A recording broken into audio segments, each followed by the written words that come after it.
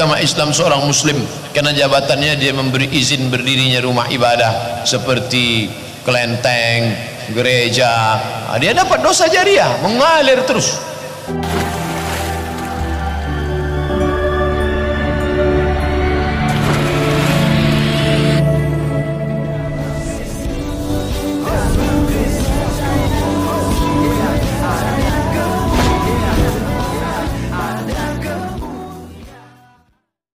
Salam teman-teman sekalian, berjumpa kembali dengan saya Arif Gule di channel TV Laskar Kristus ini. Pada video kali ini teman-teman sekalian, mari kita menonton satu video viral ya, di mana ada seorang kakek ya yang di Sulawesi ya, di mana dia ini ya menghibahkan tanah ya hampir 1 hektar untuk pembangunan gereja. Dan teman-teman sekalian, menurut Ustadz Abdul Somad yang kita dengar di cuplikan tadi, bahwa ketika ada orang Islam yang memberikan izin ya atau membantu pembangunan kelenteng ataupun gereja dan artinya rumah ibadah non Islam, maka dia akan mendapat dosa jariah mengalir terus katanya. Bahkan dia katakan kalau seandainya gereja itu digunakan ataupun tempat ibadah itu digunakan, maka dosa orang yang memberikan izin itu akan bertambah terus. Nah teman-teman sekalian, mari kita dengarkan dulu apa yang disampaikan oleh Ustadz Abdul Somad berikut ini. Agama Islam seorang muslim karena jabatannya dia memberi izin berdirinya rumah ibadah seperti kelenteng, gereja. Dia dapat dosa jariah mengalir terus. Man sanna fil islami sunnatan hasanatan, siapa yang berbuat baik falahu ajruha, dia dapat pahalanya. Man sanna fil islami sunnatan sayyi'atan, siapa yang membuat yang tak baik falahu wizruha, dia dapat dosanya. Wa wizru man amila biha, dosa orang yang melakukannya sampai hari kiamat. Setiap berbunyi teng teng, bisa dibelangkung malaikat, teng kelompang, teng kelompang, teng kelompang, teng kelompang. Rasakanlah tuh, rasakan. Ya, teman-teman sekalian, bagaimana pendapat kalian dengan ceramah Ustadz Abdul Somad seperti itu? Dan teman-teman, tentu juga ini menyebabkan saudara-saudari kita muslim enggan untuk membantu gereja.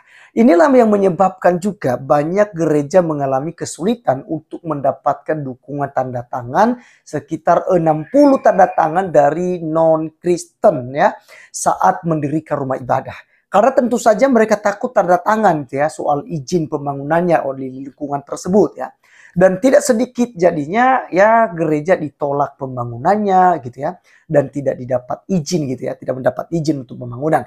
Nah teman-teman sekalian, ini berbeda sekali ya dengan orang yang sudah kakek-kakek di Sulawesi yang justru ya memberikan tanah, menghibahkan tanah ya. Sekitar 800 meter persegi gitu ya, kurang lebih. Di situ dia serahkan dengan gratis untuk dibangunkan gereja. Nah teman-teman sekalian, seperti apa videonya? Mari kita langsung cek berikut ini. Lahma 71 tahun, seorang muslim taat yang tinggal di desa Arakan lingkungan 6, Kecamatan Tapaan, Kabupaten Minahasa Selatan menggemparkan jagat dunia maya di Sulawesi Utara. Kisahnya viral di media sosial setelah menghibahkan tanah pribadi miliknya untuk gereja GMIM Efrata Raprap. Iswati Lahma 34 tahun, anak dari kakek tersebut, mengaku bangga dengan yang dilakukan ayahnya. Dikutip dari Kompas.com, menurut Iswati, ayahnya bisa menjadi contoh bagi orang lain. Bagi Iswati, meski hanya seorang petani, namun ayahnya suka memberi kepada orang lain.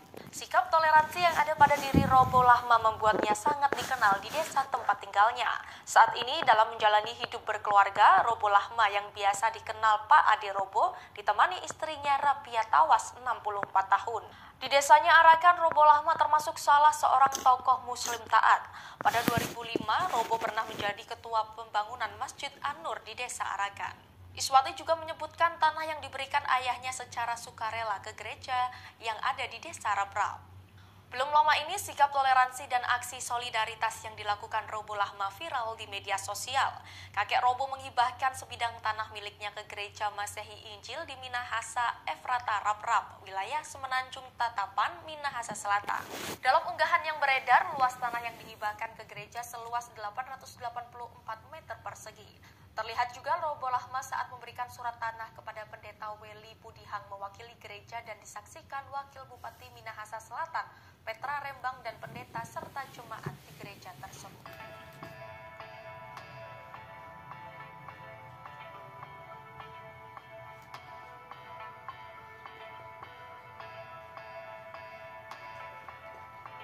Ya, teman-teman sekalian, luar biasa sekali ya.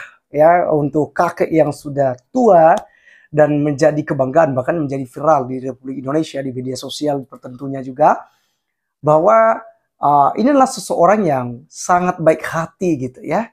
Ya, dia dikenal sebagai orang yang toleransi tinggi gitu, menghargai perbedaan gitu. Ya, karena satu yang disampaikan oleh Bung Karno, teman-teman sekalian, untuk kita memilih agama itu saat kita lahir itu kita tidak punya pilihan itu. Ya, artinya begini, kalau kita lahir ya di keluarga Kristen, maka agama kita pasti Kristen. Kalau kita lahir di keluarga Islam, maka kita pasti akan menganut agama Islam. Kalau kita lahir di keluarga yang Konghucu, yang Hindu, yang Buddha, yang Katolik, maka tentu kita akan ikut agama itu. Nah, teman-teman sekalian, tentu kita juga tidak bisa memilih ya warna kulit, ya ras, kebudayaan, dan segala macam. Kita tidak bisa memilih ketika kita dilahirkan ke dunia ini. Nah, maka teman-teman sekalian, ya untuk memahami bahwa Tuhanlah yang menciptakan kita dan kita tidak perlu bermusuhan hanya karena beda agama. Toh juga itu masing-masing. Ya, agamamu agamamu, agamaku agamaku.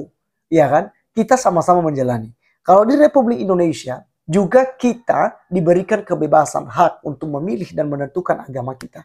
Ya jadi nggak ada harus kita musuhi, harus kafir-kafirin, kemudian harus saling bersaing dalam beragama ini. Pokoknya kalau dia bangun itu ya kita halangi, kita hancurkan gerejanya, kita segel gerejanya. Nah, ini orang-orang yang radikal ya. Jadi orang yang melakukan itu pasti orang yang tidak mengerti tentang agama itu sendiri. Karena agama adalah ya untuk mengontrol ya kehidupan umat manusia.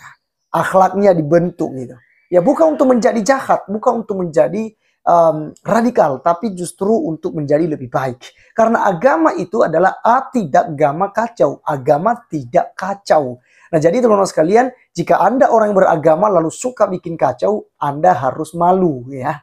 Anda harus malu, harus miliki rasa malu gitu. Kok saya orang beragama, tapi kok saya bikin kacau, tutup gereja, demo gereja, ya. Kemudian teriak-teriak demi agama saya, teriak-teriak demi nama Tuhan saya. Ini ada yang salah kalau seperti begini. Ya pengajaran apa yang salah? Ya harus diperbaiki dengan hal itu.